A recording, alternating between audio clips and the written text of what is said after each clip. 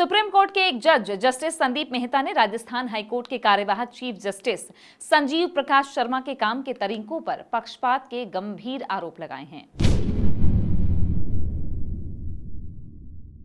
नमस्ते, मैं हूं तृप्ति सोनी। छत्तीसगढ़ अखबार का आज का संपादकीय पढ़कर सुनाने आई हूं, जिसे हमारे संपादक सुनील कुमार ने लिखा है।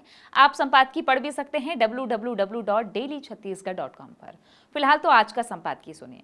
सुप्रीम कोर्ट के एक जज जस्टिस संदीप मेहता ने राजस्थान हाईकोर्ट के कार्यवाहक चीफ जस्टिस संजीव प्रकाश शर्मा के काम के तरीकों पर पक्षपात के गंभीर आरोप लगाए हैं और ऐसे मामले गिनाए हैं जिनमें बड़े बड़े नफे नुकसान वाले केस दूसरे जजों से जस्टिस शर्मा ने खुद अपनी बेंच पर ले लिए और फिर ताकतवर लोगों को फायदा पहुंचाने के लिए अदालत का बेजा इस्तेमाल किया।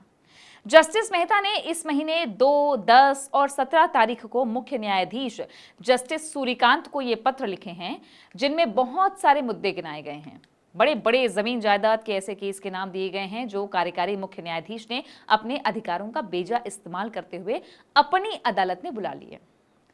अभी कुछ दिन पहले ही एक और हाईकोर्ट पंजाब एवं हरियाणा के बारे में इसी तरह की खबर आई थी कि वहां भी कार्यवाहक मुख्य न्यायाधीश ने दूसरे जजों की बेंच से राजनीतिक प्रभाव वाले चुनिंदा मामलों को अपने कोर्ट में बुला लिया और फिर ऐसे फैसले दिए जिससे पंजाब की आम आदमी पार्टी सरकार पर बहुत बड़ा बोझ पड़ा और वह बोझ कोई भी सरकार उठा नहीं सकती। एक के बाद एक दो ऐसे जजों की खबरें इस हाईकोर्ट से ऐसी आई थी जिन्हें लगातार ऐसे विवादास्पद मामलों से जोड़कर देखा जा रहा था। अभी दिल्ली हाईकोर्ट के एक जज जस्टिस यशवंत वर्मा का मामला खबरों में बना ही हुआ है, जिनके बंगले से बोरियां भर भर कर अधजले नोट बरामद हुए थे। वहां आग बुझाने पहुंचे दमकल कर्मियों और पुलिसकर्मियों को ये बोरियां मिली। इनके वीडियो भी सामने आए। इसके बाद सुप्रीम कोर्ट ने 3 जजों की एक जांच कमेटी बनाई, जिसमें यह पाया कि बंगले के स्टोर रूम में सचमुच में बड़ी मात्रा में नोट रखे हुए थे। कमेटी ने यह भी पाया कि आग बुझने और दमकल कर्मियों के जाने के बाद सुबह सुबह वहां से जली हुई नकदी हटाई गई। इस कमेटी की रिपोर्ट राष्ट्रपति और प्रधानमंत्री को भेजी गई और आगे की संवैधानिक कार्रवाई करने की सिफारिश की गई। इस मामले से कई और किस्म के संदेह भी जुड़े हुए थे, लेकिन कोई सबूत न रहने से यह स्थापित नहीं हो सका कि यह पैसा किसने किसको किस वजह से दिया था, ये किस भुगतान का था। फिर भी किसी हाईकोर्ट जज का इतनी बड़ी नकदी से सीधा रिश्ता शायद पहली बार ही सामने आया। इस सिलसिले में थोड़ी सी हैरानी इस बात को लेकर हो रही है कि पिछले कुछ हफ्तों से सुप्रीम कोर्ट का ही एक जज मुख्य न्यायाधीश को ऐसे गंभीर आरोपों वाली चिट्ठी लिख रहा है और अपने कार्यकाल के आखिरी दौर में राजस्थान हाईकोर्ट का कार्यवाहक मुख्य न्यायाधीश अनियमित तरीके से काम करते हुए पक्षपात और भाई भतीजावाद दिखाते हुए काम कर रहा है और इस पर सुप्रीम कोर्ट कुछ करते भी नहीं दिख रहा।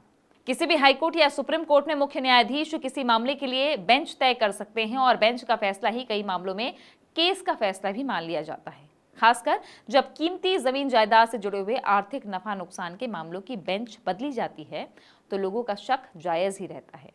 मुख्य न्यायाधीश जस्टिस सूर्यकांत ने यह कहा कि उन्होंने जस्टिस शर्मा से स्पष्टीकरण मांगा है। भारत के इतिहास में शायद ही ये पहली बार हो रहा है कि सुप्रीम कोर्ट का ही एक जज किसी राज्य के हाईकोर्ट के कार्यवाहक मुख्य न्यायाधीश के खिलाफ बार बार लिखित शिकायत कर रहा है और उस पर देश का मुख्य न्यायाधीश कई हफ्ते बाद भी स्पष्टीकरण का ही इंतजार कर रहा है। ऐसे में लोगों को कुछ और जजों के विवाद भी याद पड़ते हैं कि किस तरह उनके बीते वर्षों में उन पर जमीन जायदाद की खरीद बिक्री में आर्थिक अनियमितता के आरोप लगे थे। किसी भी लोकतंत्र या दूसरी शासन व्यवस्था में एक लाइन अक्सर कही जाती है कि सीजर की पत्नी को संदेह से ऊपर रहना चाहिए। अब इसका संदर्भ यह है कि ईसा के 62 बरस के पहले रोमन शासक जूलियस सीजर की पत्नी घर पर एक धार्मिक समारोह करवा रही थी, जो कि केवल महिलाओं के लिए था। वहां पर एक नौजवान महिला बनकर भीतर घुस गया और माना गया कि वो शासक की पत्नी से मिलने पहुंचा था। इसे लेकर पूरे रोम में बड़ा राजनीतिक और सामाजिक विवाद खड़ा हो गया। सीजर को यह विश्वास नहीं था कि उसकी पत्नी ने कोई अपराध किया है। उसने अदालत में भी यही बात कही, लेकिन फिर भी उन्होंने पत्नी को तलाक दे दिया।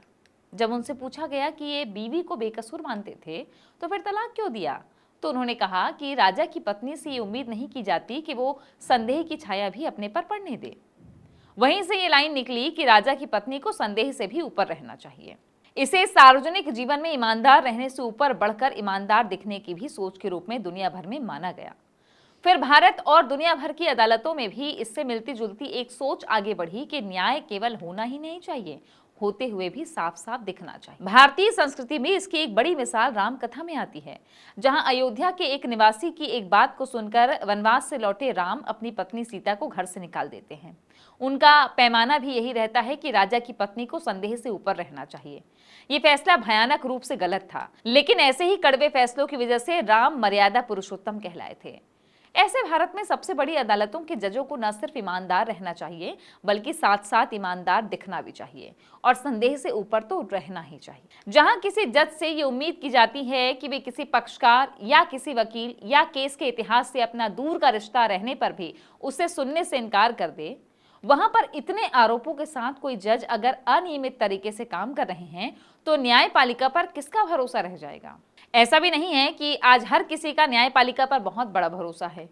देश में लोकतांत्रिक संस्थाओं का जितना पतन हुआ है, उसकी वजह से नौजवान पीढ़ी और बच्चों तक में देश की व्यवस्था को लेकर बेचैनी और संदेह दोनों भरे हुए हैं। किसी जज को खुद भी ऐसी शर्मनाक नौबत से बचना चाहिए। और जब सुप्रीम कोर्ट के एक जज ये लिख कर दे रहे हैं कि राजस्थान हाईकोर्ट के कुछ जजों ने उनसे कार्यवाहक मुख्य न्यायाधीश के खिलाफ ऐसी शिकायतें की हैं, तो बिना देर किए संदेह की घेरे वाले जज को अपने आप को ऐसे पसंदीदा मामलों की सुनवाई से तो अलग कर ही लेना चाहिए। भारत की न्यायपालिका में ये तो जरूरी रहता भी नहीं है कि किसी मामले की सुनवाई कोई एक खास जज करे। ऐसे जज को खुद होकर अपने को आर्थिक वजन वाले मामलों से तो अलग कर ही लेना चाहिए। हमने जिन दो पुरानी कहानियों का जिक्र किया है, उन दोनों की किताबें जस्टिस शर्मा को उपहार में भेजनी चाहिए, क्योंकि ऐसा लगता है कि उन्होंने ये दोनों कहानियां पढ़ी नहीं हैं। तो ये था आज का हमारा संपादकीय। आप खबरों से अपडेट रह सकते हैं www.dailychhattisgarh.com पर।